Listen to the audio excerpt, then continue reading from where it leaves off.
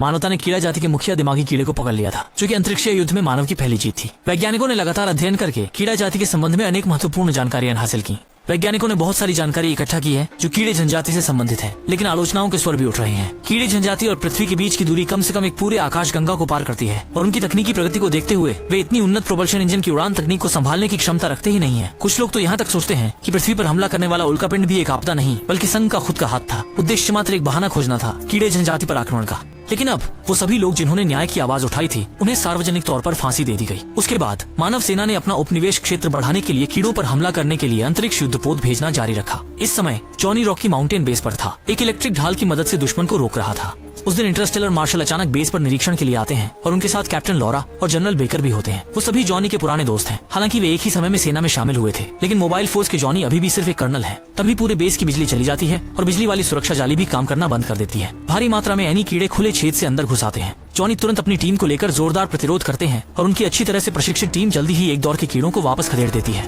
दूसरी टीमों की बात करें तो वे सीधे हड़बड़ी में एक गड़बड़ी बन गई थी। निरंतर आ रहे इन कीड़ों के सिपाही सैनिक उनका मुकाबला ही नहीं कर पा रहे थे। जो सैनिक गोलियां बदलने में देरी कर रहे थे, वे सीधे कीड़ों के कब्जे में चले गए। सभी लोग मुश्किल से कीड़ों के हमले का मुकाबला कर रहे थे। इसी दौरान युद्ध भूमि पर एक अनोखी घटना घटी। एक पल में हुए धमाके से कई मोबाइल सैनिकों की मौत हो गई। बेस के गिरने ही वाले थे तब बैक ने जल्दी से स्टारशिप मार्शल को सुरक्षित ले जाने का फैसला किया। कई सैनिकों ने जान पर खेलकर उनका साथ दिया और मार्शल को कंधे पर उठाकर ट्रांसपोर्ट शिप पर चढ़ गए। पर जैसे ही उन्होंने मार्शल की आंखों में देखा, उन्हें अजीब लगा, बिल्कुल कीड़ों की तरह। पर कुछ ही पलों में सब सामान्य हो गया। जब देखा कि मार्शल सही सलामत हैं, बैक ने सोचा कि वो वापस जाकर जॉनी की कमान संभालेंगे। पर उसी समय उन पर फेंका गया एक विस्फोटक तरबूज कीड़ा उन्हें बेहोश कर गया। अब जॉनी की स्थिति भी कुछ खास नहीं थी। उसके खड़े बचाव के दायरे को तरबूज कीड़े ने फोड़ दिया था और उच्च दीवार के बाहर फिर से महासैनिक बिच्छू टाइप के कीड़े दिखाई दिए, जिनकी न सिर्फ बचाव शक्ति ज्यादा थी बल्कि उनकी पूंछ से महासैनिक पल्स भी निकल रहा था। इस पावर के सामने इंसानों की कोई चल नहीं थी। उसी समय मार्शल का ट्रांसपोर्ट प्लेन स्टारशिप पे वापस आ गया और उसने रोकू माउंटेन बेस को छोड़ने का आदेश दिया। इसलिए जहाज की कप्तान लॉरा ने तुरंत ड्राइव स्पीड इंजन शुरू कर दिया। लॉरा ने तैयारी की कि वह मार्शल को लेकर पृथ्वी की ओर भागे, पर रास्ते में अचानक हमला हो गया और खिलौना स्पेसशिप को टेढ़ी जगह में पटक दिया गया। स्पेसशिप संगीन नुकसान में एक अजनबी ग्रह की ओर गिरने लगी, तो लॉरा को मजबूरन अपनी टीम को लेकर एस्केप पॉड में बैठकर उस ग्रह की ओर निकलना पड़ा जो उनके सामने था। जब सारा धूल बस गया तो इंसानों ने भयानक हार का सामना किया। पूरा रॉकी माउंटेन बेस बग्स की सेना द्वारा कब्जा कर लिया गया और स्टार मार्शल का कोई पता नहीं था। फेडरेशन ने अपने लोगों में स्थिरता बनाए रखने के लिए कंप्यूटर जनित इमेजरी के जरिए मार्शल की आवाज सिमुलेट की।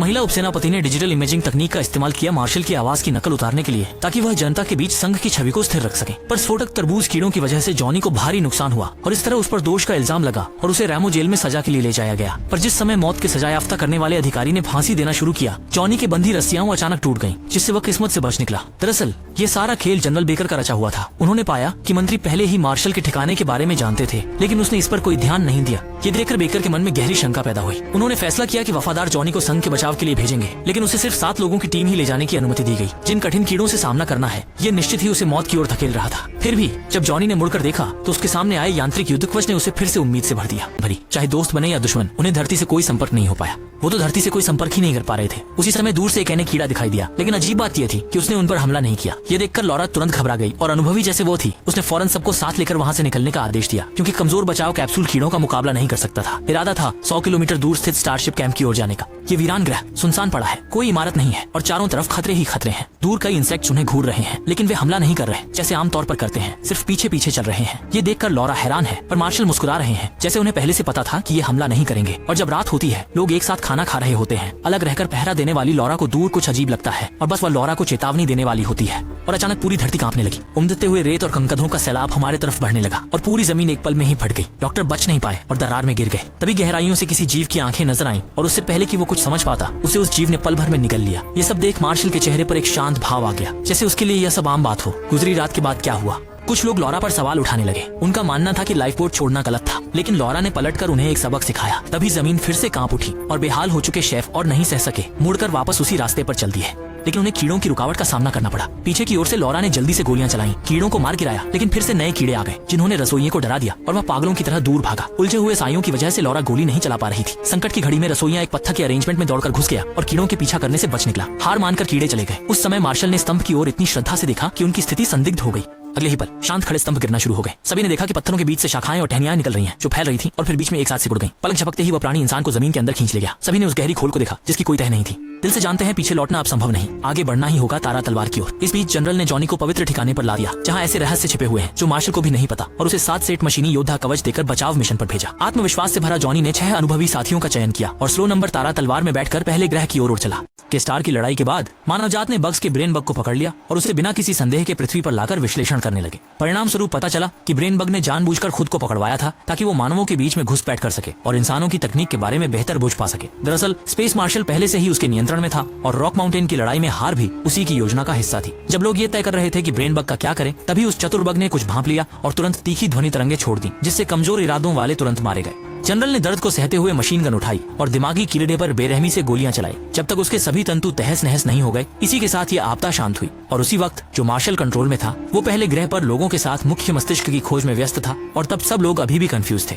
बिना कुछ समझे उन्हें मजबूरन युद्ध सेनानी का अनुसरण करना पड़ा। रात तक वे एक टूटी हुई अंतरिक्ष यान को पा लिया। सौभाग्य से अंतरिक्ष यान में अभी भी कुछ बिजली बची थी, तो बूढ़ा घोड़ा जल्दी से उपकरण लेकर सहायता के लिए संकेत भेजने लगा। लेकिन उसी क्षण उस समय चारों ओर की धरती कांप उठी और कई प्रकार के बलशाली जीवों के दहाड़ने की आवाजें सुनाई दी जो जमीन के नीचे से निकलकर बाहर आए। उनके पीछे अनगिनत ऐनी कीड़े दिखाई देने लगे। उसी वक्त केबिन के अंदर के सैनिकों ने सही समय पर मदद की और सुसी को बचा लिया, लेकिन सैनिक भी उन शक्तिशाली जीवों के हमले से घायल हो गए। बचे हुए लोगों को कुछ और करने के बजाय अंतरिक्ष यान में शरण लेनी पड़ी, लेकिन वो मोटी स्टील की प्लेटें जो पहले बहुत मजबूत लगती थीं, उस समय टूटकर बिखर गईं।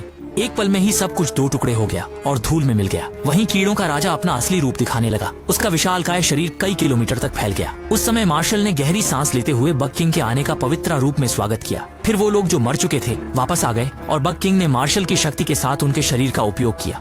वार्तालाप के दौरान यह संकेत मिला कि जनरल इंसानों को कीड़ों की प्रजाति में शामिल करें और उन्हें मानव जाति के सभी संसाधन उपलब्ध कराएं। पास में खड़ी लौरा बहुत गुस्से में थी। अब जाकर उसे समझ में आया क्यों इंसानी हार हुई। जनरल ने अपनी खुद की उन्नति के लिए लौरा को रोकना नहीं चाहता था।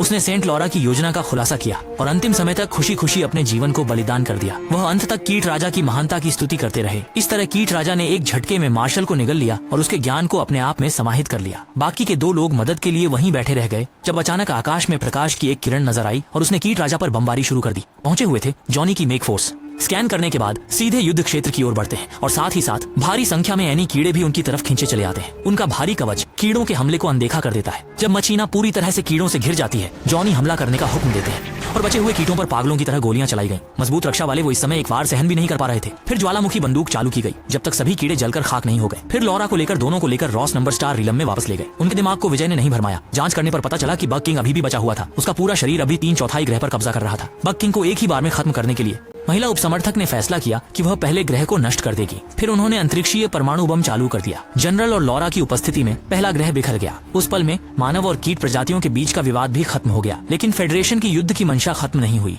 उन्होंने जॉनी को मेक स्क्वाड्रन का कप्तान बनाया और नागरिकों को जोश के साथ शामिल होने के लिए बुलाया ताकि सितारों के समुद्र को जीतने के लिए तैयारी की जा सके।